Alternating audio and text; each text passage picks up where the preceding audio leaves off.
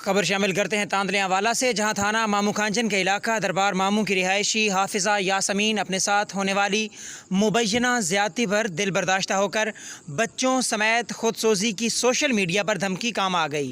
RPO Faisalabad के हुक्म पर 12 रोज़ बाद मुकदमा दर्ज कर लिया गया है। इस हवाले से मुतासरा खातून का मज़ीद क्या कहना है, आइए सुनते हैं अली हसन साबरी की इस रिपोर्ट में।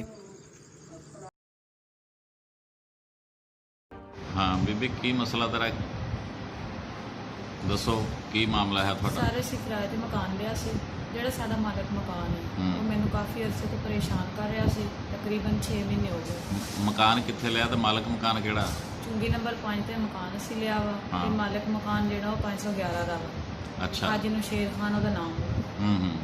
ਤੇ ਉਹਨਾਂ ਨੇ ਸਾਨੂੰ ਬਹੁਤ ਪਰੇਸ਼ਾਨ ਕੀਤਾ। ਮੇਰੇ ਮੀਆਂ ਲਿਹਾਜ਼ਾ ਕੰਮ ਤੇ ਜਾਂਦੇ ਆ ਆਪਣਾ ਲਾਹੌਰ, ਉੱਥੇ ਕੰਮ ਕਰਦੇ ਆ, ਤਾਜ਼ੀ ਮਜ਼ਦੂਰੀ ਕਰਕੇ ਅਸੀਂ ਖਾਂਦੇ ਆ। ਤੇ ਅਸੀਂ ਉਹ ਫਿਰ ਆ ਕੇ ਸਾਡੇ ਘਰ ਤੇ 3-4 ਬੰਦੇ ਆਏ ਸੀ ਰਲ ਮਿਲ ਕੇ। 2-3 ਜਣੇ ਬਾਹਰ ਖੜੇ ਰਹੇ, ਆਪ ਉਹ ਅੰਦਰ ਆਇਆ। ਉਹਨੇ ਆ ਕੇ ਮੇਰੇ ਨਾਲ ਜ਼ਬਰਦਸਤੀ ਕੀਤੀ। ਮੇਰੇ ਬੱਚੇ ਵੀ ਸੀ ਮੇਰੇ ਕੋਲ ਮੌਜੂਦ ਤੇ ਲੈ ਕੇ ਤੇ ਅੰਦਰ ਕਮਰੇ ਵਿੱਚ ਚਲੇ ਗਿਆ। ਮੇਰੇ ਨਾਲ ਜ਼ਬਰਦਸਤੀ ਕਰਨ ਦੀ ਕੋਸ਼ਿਸ਼ ਕੀਤੀ, ਲੇਕਿਨ ਲਿਹਾਜ਼ਾ ਕੱਪੜੇ ਮੇਰੇ ਫਟ ਗਏ ਕਮੀਜ਼ ਤੇ ਮੈਂ ਆਪਣੇ ਆਪ ਨੂੰ ਕਾਫੀ ਬਚਾ ਲਿਆ। ਅੱਲਾਹ ਪਾਕ ਦਾ ਸ਼ੁਕਰ ਆ ਕਿ ਹੱਦ ਤੋਂ ਅੱਗੇ ਨਹੀਂ ਮੈਂ ਗੁਜ਼ਰਨ ਦਿੱਤਾ। ਤੇ ਸਾਡੇ ਕੋਲ ਅਸੀਂ ਗਰੀਬ ਆ, ਗਰੀਬਾਂ ਕੋਲ ਇੱਜ਼ਤ ਤੋਂ ਸਿਵਾ ਕੁਛ ਨਹੀਂ ਹੁੰਦਾ। ਸਰ ਸਾਨੂੰ ਇਨਸਾਫ ਮਿਲਣਾ ਚਾਹੀਦਾ। ਨਹੀਂ ਤੁਸੀਂ ਥਾਣੇ ਗਏ ਆ? ਥਾਣੇ ਵਾਲਿਆਂ ਨੂੰ ਦੱਸੀ ਸਾਰੀ ਗੱਲ? ਥਾਣੇ ਅਸੀਂ ਗਏ ਆ। ਜਿਸ ਦਿਨ ਸਾਡੇ ਨਾਲ ਜ਼ਿਆਦਤੀ ਹੋਈ ਆ, ਮੇਰੇ ਮੀਆਂ ਆਏ ਆ, ਫਿਰ ਅਸੀਂ ਥਾਣੇ ਗਏ ਆ। 8-9 ਦਿਨ ਅਸੀਂ ਥਾਣੇ ਤੱਕ ਕੇ ਖਾਂਦੇ ਰਹੇ ਆ। ਸਾਡੀ ਕਿਸੇ ਨੇ ਗੱਲ ਨਹੀਂ ਸੁਣੀ। ਠੀਕ ਹੈ ਗੱਲ। ਅਸੀਂ ਜਿਹੜੇ ਸਾਡੇ ਸੀ ਨਾ ਮੁਲਜ਼ਮ, ਉਹ ਉਹਨਾਂ ਨੂੰ ਥਾਣੇ ਵਾਲਿਆਂ ਨੂੰ ਰਿਸ਼ਵਤ ਦੇ ਕੇ ਆਪਣੀ ਗੱਲ ਮਨਾਉਂਦੇ ਰਹੇ ਨੇ। ਸਾਡੀ ਗੱਲ ਕੋਈ ਵੀ ਉਹਨਾਂ ਨੇ ਮੰਨੀ, ਤਾਂ ਕਿ ਸਾਡੇ ਕੋਲ ਪੈਸਾ ਪਾ ਨਹੀਂ ਸੀ।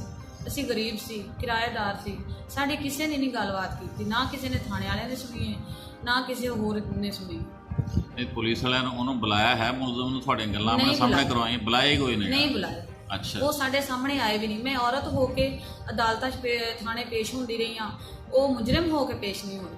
ਸਾਰੇ ਦੇ ਵਿੱਚ ਸਾਨੂੰ ਤਾਂ ਦੇਖੋ ਨਾ ਕਿ ਜ਼ਿਆਦਤੀ ਹੋਈ ਹੈ ਸਾਡੇ ਨਾਲ। ਕਿਸੇ ਨਾ ਕਿਸੇ ਨੂੰ ਕੋਈ ਵੀ ਨਹੀਂ ਚੱਲੇ, ਸਾਡੇ ਨਾਲ ਪੁਲਿਸ ਨੂੰ ਤਾਂ ਚੱਲਣਾ ਚਾਹੀਦਾ ਸੀ।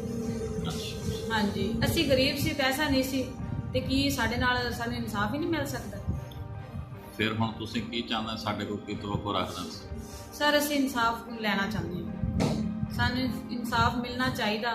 ਅਗਰ ਸਾਨੂੰ SPO ਕੋਲੋਂ ਇਨਸਾਫ ਨਾ ਮਿਲਿਆ, SHO ਕੋਲੋਂ, ਜਾਂ ਸਾਨੂੰ ਇਨਸਾਫ ਨਾ ਵੀ ਮਿਲਿਆ, ਤੇ ਮੈਂ ਆਪਣੇ ਤੇ ਆਪਣੇ ਬੱਚਿਆਂ ਨੂੰ ਤੇਲ ਪਾ ਕੇ ਖੁਦਕੁਸ਼ੀ ਕਰ ਲੈਣੀ। ਮੈਨੂੰ ਇਨਸਾਫ ਨਾ ਮਿਲਿਆ, ਅਗਰ ਮਿਲ ਗਿਆ ਤੇ ਅੱਲਾਹ ਪਾਕ